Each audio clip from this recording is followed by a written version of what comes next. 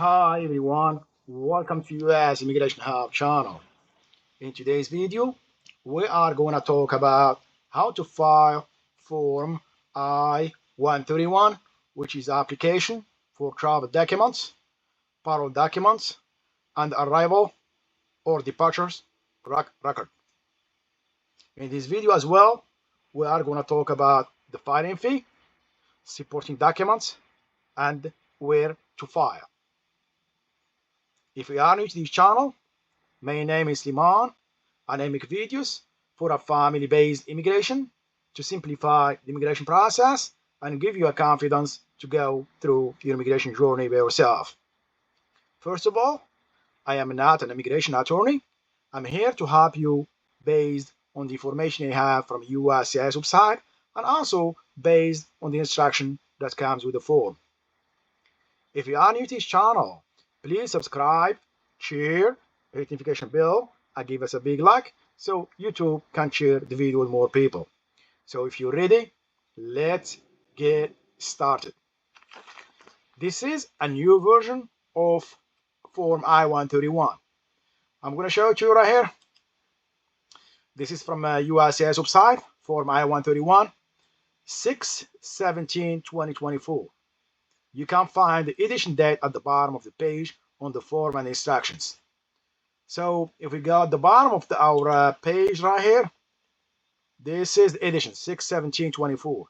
This is the new form. You must file the new form. Do not file the old version. So just my advice. So the first part right here is for USCIS use only. Do not touch it. And this part right here is to be completed by attorney if you use one. So for us, we are going to start where it says start here, type or print in black ink. You can type it, print it, and you can add, if you miss something, you can add it with black ink. But my advice, never correct anything that's been already typed. First, just I want to let you know that I have a lot of comments and emails, so I'm overwhelmed with that. So I will give a higher priority for the members of this channel. Please consider joining this channel. So now let's go to part 1, application type. Select the application type below. First question is a re-entry permit. This video is gonna be for re-entry permit. I already have advanced parole, so for this video is gonna be re-entry permit. So first, I am a lawful permanent resident or conditional permanent resident of the United States, and I'm applying for a re-entry permit. That's an application type. So if you select option 1, so we're gonna skip and go straight to part 2. This form, because it has multiple application type. So we're gonna go straight to part 2, which is information about you, the person filing this application. Your full name, family name, it's Baker. Given name, it's Bushra. Middle name is Inay. So other names used, most of people right here put in A. That works as well. Or just I use the same name I used before. So I done that with no problem. Just Baker, Bushra, Inay. Other one you can leave in blank, or just N, or you can put NA. So number 3, current mailing address or safe address. So in care of name, Baker Bushra, street number and name 100 Robert Run, city or town Indianapolis, state is Indiana, zip code is 46254, the country of course is USA. If you have a physical address then different than mailing address, you can add it right here. But in my case, is the same, so this question 4 will be skipped. So we're gonna go to other information. So alien registration number. Since this one is for re-entry permit, check your green card. Check your green card. You will have your A number. This is your A number for your green card. And also, you can get it from your I-797. See if you still have one. This is your A number. So you can get it from both ways. or if you have USCIS online account receipt number as well, you can have it from here, A number. So we're gonna go back to our application, put it right here, A number. Country of birth, it's Morocco. Country of citizenship or nationality, it's Morocco. Gender is female. Date of birth is January the 1st, 1990. US Social Security number, just a fake one, just for learning purposes. USCIS online account number. This one is a little bit tricky. Let's go back over here. I want to show you something right here. If you have a receipt number, if you filed a petition before and you have a receipt number that starts with IOE, that means you have a USCIS online account. In my case, you can see it right here, USCIS online account. If you have a receipt number that starts with IOE, means you have USCIS online account. So let's go back and put it right here. If you don't have it, just leave it blank. Class of admission is CR1. Most recent Form I-94 arrival departure record number, if you have it, you can add it right here. If you don't, just leave it blank. You can go online and check. It doesn't hurt. You will need your first name, last name, and date of birth, and the passport number, and just click check. And if you have one, they will show it to you. So this, I don't have this, so we're gonna go straight information about them. So you complete this section only if you are applying on behalf of someone else. So we're gonna go straight to part 3, which is biographic information of the person who will receive the travel document, parole document, or arrival departure record. So not Hispanic or Latino, that's the first one. Second question, race is white. Question 3, height is 5'1", 160 pounds. Eye color is black. Hair color is black. Processing information. Has the person who will receive the travel document, parole document, or arrival departure record, if approved, been any exclusion, deportation, removal, or rescission proceedings? In my case is no. Have you ever been issued a re-entry permit or refugee travel document? If you answered yes, provide the information in item number 2B to 2C. In my case is no, so this 2B and 2C will be left blank. We're gonna go to question number 3A. Have you ever been issued an advance parole? If you answered yes, please provide the information in item number 3B, 3C. So in my case is no, so 3A and 3B and 3C will be left blank. Now we're gonna go straight to this question right here. If you are requesting parole from outside the United States, parole in place, or reparole from inside the United States, skip to part 8. For us, we are doing a re-entry permit, so we're gonna answer question number 4. Are you requesting a replacement re-entry permit, refugee travel document, advance parole document, or TPS travel authorization document? In my case is no. We still talking about part 4, I'm sorry, processing information. You answer this one right here if you answered yes. Select one of the following and complete item 6A to 6B. So this question, if you answered no, you can skip to item number 7A. So we're gonna go straight to 7A. So 7A. So you're gonna read the questions. You must complete the rest of the part if you are requesting a re-entry permit or refugee travel document. Where do you want your re-entry permit or refugee travel document sent?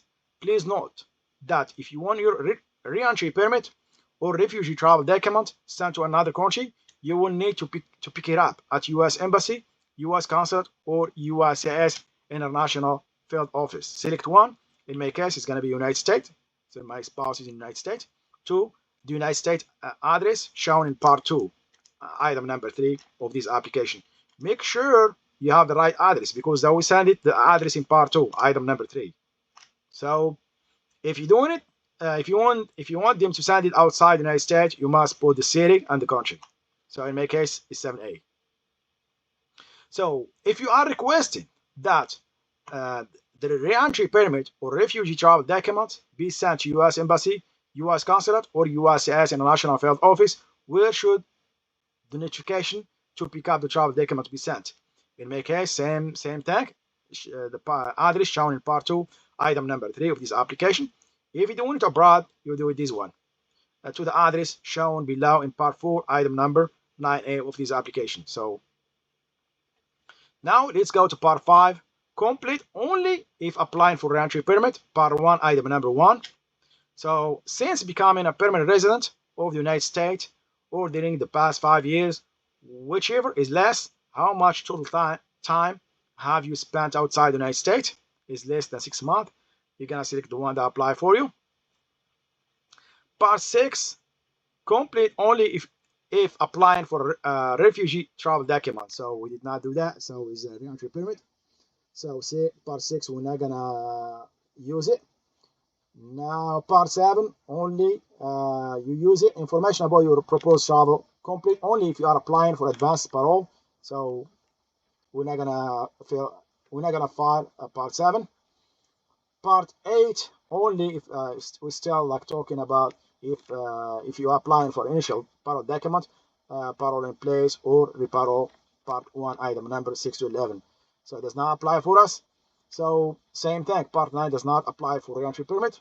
So we're gonna go straight to part 10.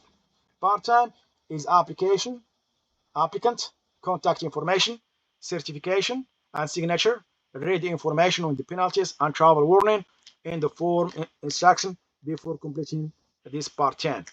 Applicant contact information. So you need applicant daytime telephone number. You need applicant mobile telephone number. I put the same, that's the mobile number, but I use the same one. You will need email address. And the last thing you need is a signature. First date it and then sign it with a black ink. Do not initial it or put your full name over here. It must be signed with a black ink. Now, if you use interpreter, you must file part 11. So the most important is part right here. This information is very simple, but the most important part is signature. It must be signed by interpreter with a black ink as well. Do not use any other color. If you use any other color, you will be rejected.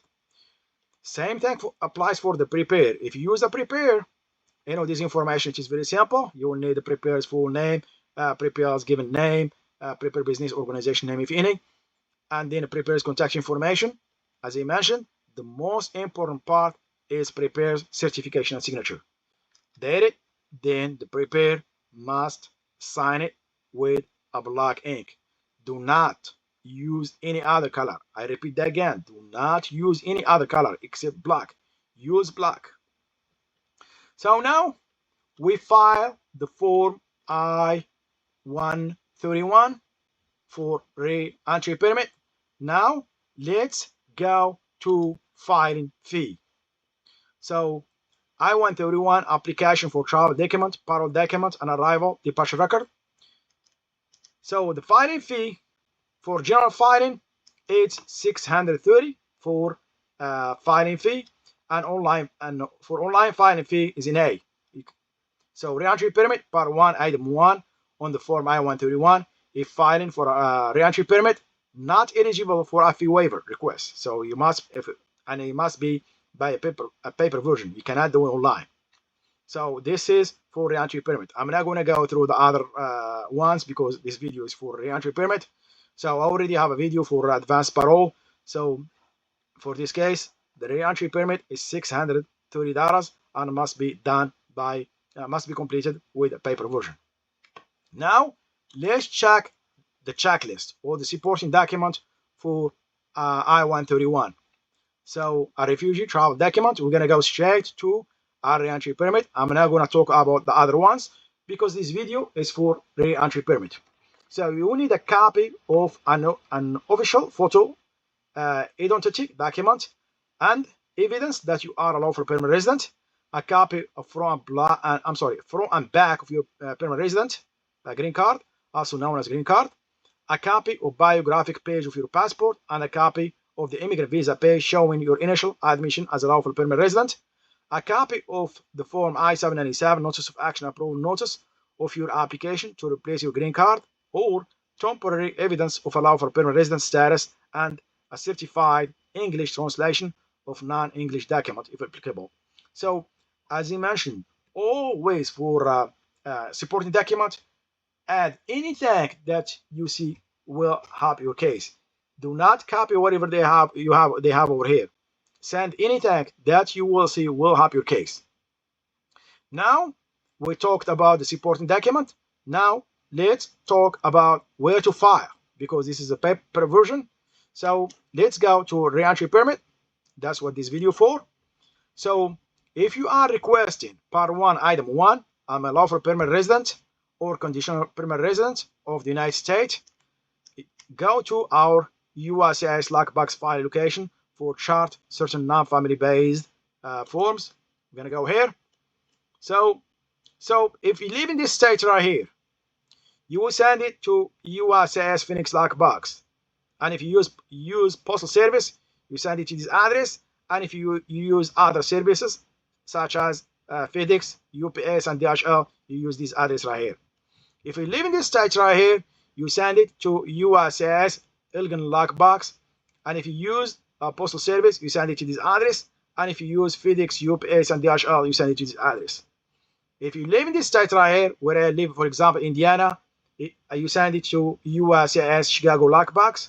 And if you use postal service, you send it to this address. And if you use FedEx, UPS, and DHL, you send it to this address right here. If you live in this state right here, you send it to USCIS Dallas lockbox. And if you use postal service, USPS, you send it to this address. And if you use FedEx, UPS, and DHL deliveries, you send it to this address right here. So this is the end of this video. I hope you like it. If you do, please subscribe, share, hit notification bell,